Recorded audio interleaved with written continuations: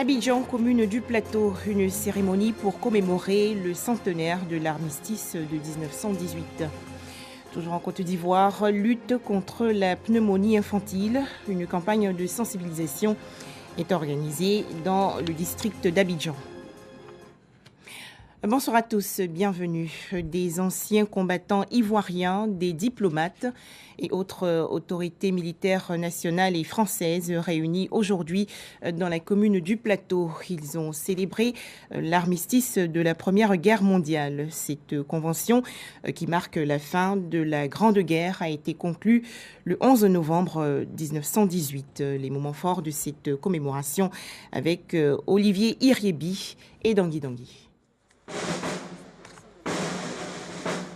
11 novembre 1918, 11 novembre 2018, 100 ans jour pour jour que la Première Guerre mondiale qui a vu la défaite de l'Allemagne nazie a pris fin. Les autorités françaises et ivoiriennes sont présentes à la place du monument dédié aux morts pour déposer des gerbes de fleurs à la mémoire des combattants tombés sur les champs de bataille. L'événement en l'honneur des anciens combattants est chargé de souvenirs. La Côte d'Ivoire a pris une part active dans cette guerre, dans ce pays qui était très peu peuplé. Il y a été recruté 22 944 tirailleurs. 18 790 sont allés se battre là-bas. 3 467 seront tués et 763 portés disparus. À peine conquise, la Côte d'Ivoire aura versé son sang pour la métropole, pour la liberté. Au cours de cette cérémonie commémorative, une médaille militaire a été décernée par l'attaché de défense près de l'ambassade de France en Côte d'Ivoire à un ancien combattant pour son parcours remarquable au front, principalement lors des missions de terrain en Indonésie et en Algérie. Je suis le conducteur de chars de combat à l'Indonésie et en Algérie. Un jour, je suis tombé dans un biscal, on a tué un tireur qui est à côté, droite. Et puis maintenant, à partir de 8h du matin jusqu'à 19h, je suis dans les mains. Et puis c'est l'avion qui est venu, l'avion B-26 qui est venu me libérer dans les mains. C'est à cause de ça que j'ai eu des médailles là. Ce sont de nombreux Ivoiriens qui sont tombés sur le sol de France pour la liberté. Je le dis avec sincérité, la dette que nous avons contractée envers les anciens combattants, que ce soit ceux de 14-18, que ce soit ceux de 39-45. Cette dette, elle est éternelle. Nous devons avoir aujourd'hui une pensée pour tous les acteurs de cette guerre, tous ceux qui se sont battus pour défendre la paix dans le monde, pour défendre la liberté. Et c'est de cette liberté que nous profitons aujourd'hui. Donc, bien qu'absents, nous devons avoir pour eux, dans nos cœurs, une pensée. À l'origine de la Première Guerre mondiale entre 1914 et 1918, l'assassinat de l'héritier du trône d'Autriche, l'archiduc Franz Ferdinand, le 28 juin 1914 à Sarajevo par Gavrilo Princip. Pour rappel, cette guerre aux conséquences lourdes sur l'humanité a opposé deux camps. L'alliance des puissances centrales, constituée de l'Empire austro-hongrois, de l'Allemagne, de la Bulgarie, de l'Empire ottoman, contre les puissances alliées composées de la Serbie, de la Russie, de la France, du Royaume-Uni, de l'Italie, de la Belgique et des États-Unis. Direction à présent la France, où le centenaire de l'armistice de la Première Guerre mondiale a été également célébré. Le président Emmanuel Macron et quelques 70 chefs d'État et de gouvernement ont participé à la cérémonie à Paris sous l'Arc de Triomphe. Le président français a prononcé un discours avant de convier l'ensemble des dirigeants à un déjeuner au palais de l'Élysée.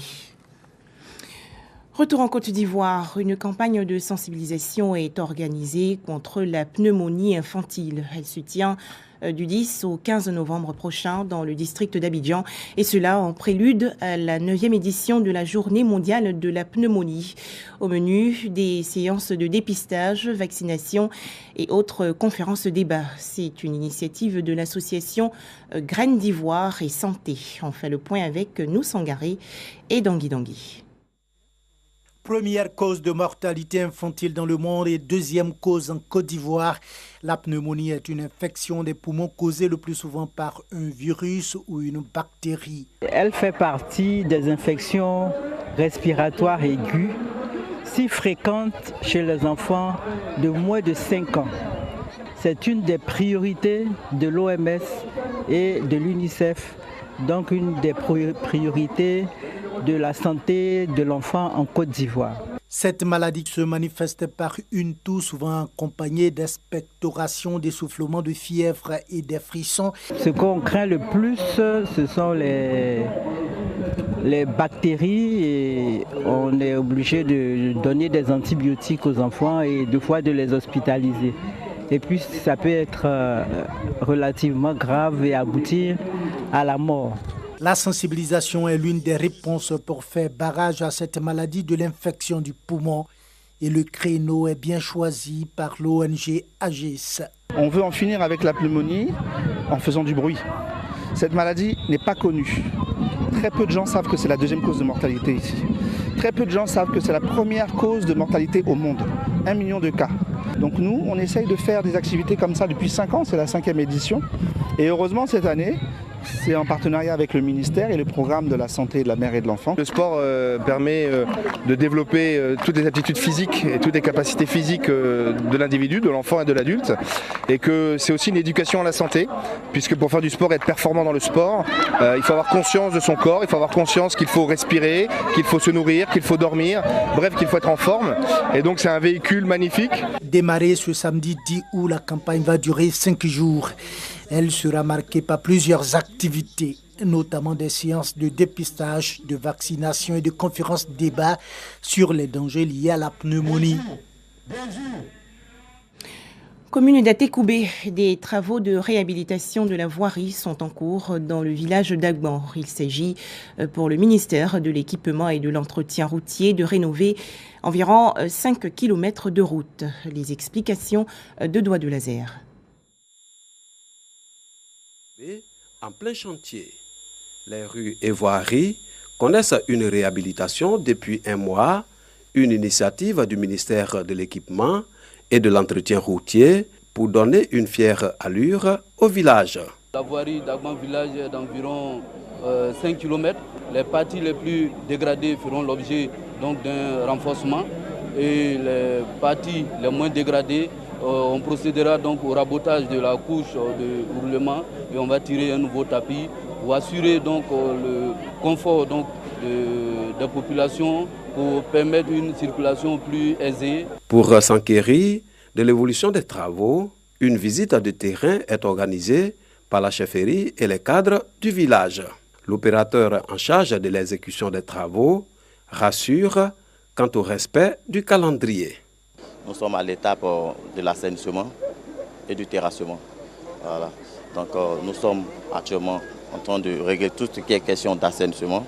Nous traitons aussi les points critiques et après cela, on va passer à la phase de revêtement. Il faut restituer le corps de chaussée et avant de mettre maintenant le goudron sur lequel on passe. Les travaux se passent très bien.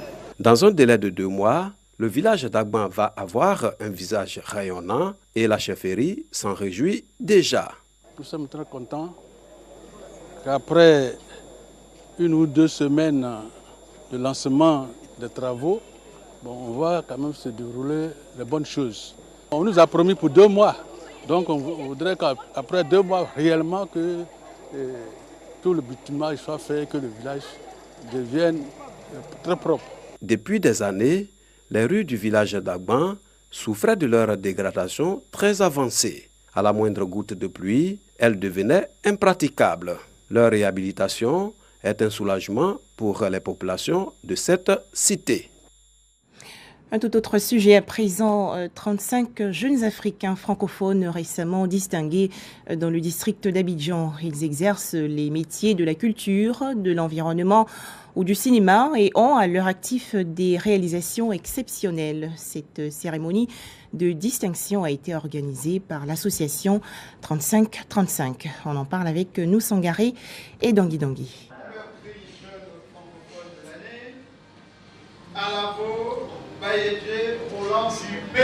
Il est le super prix jeune francophone.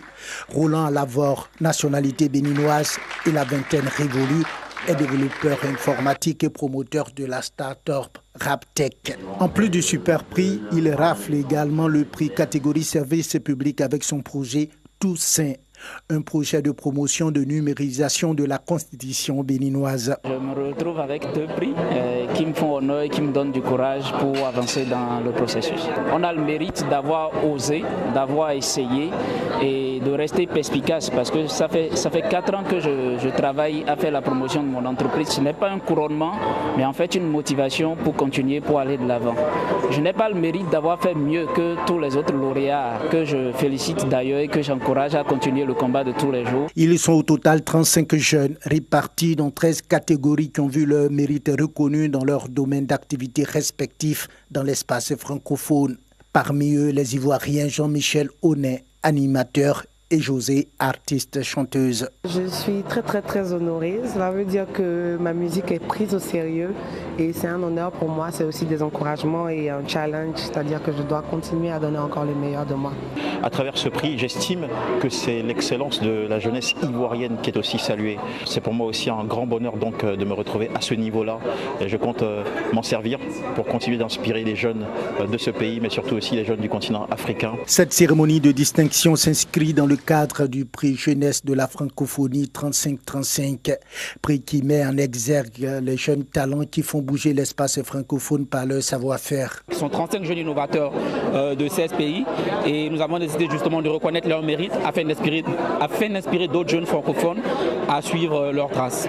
C'est un jury international de 23 membres qui était entièrement autonome et donc qui a jugé sain de les récompenser comme on le disait, dans 13 catégories cette année, en plus des 2 super prix que nous connaissons. Le promoteur de l'événement a également invité les lauréats à maintenir le cap afin de contribuer au rayonnement de l'espace francophone. Cette cérémonie de distinction est à sa 3e édition et a vu la participation des jeunes âgés de 18 à 35 ans. Fini les tensions entre les populations de Elokato, village situé dans la commune de Bingéville. Les ressortissants de cette localité ont célébré récemment la fête de la paix et de la réconciliation. Les précisions de Ami Koulibaly.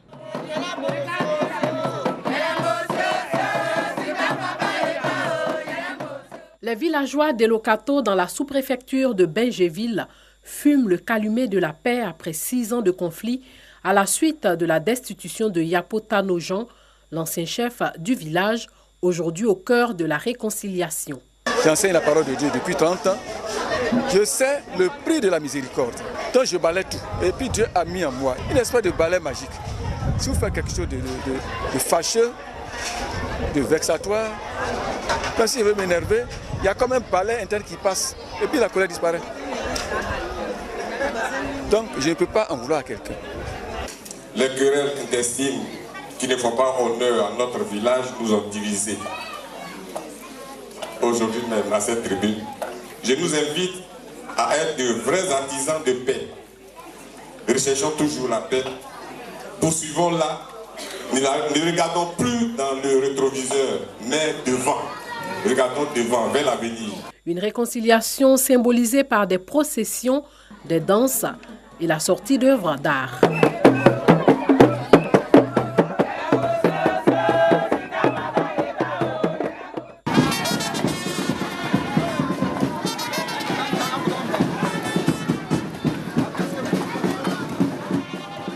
La paix sociale retrouvée, les habitants de Lokato, appuyés par les générations Doubo, Tchagba et Blessoué, entendent préserver la cohésion sociale.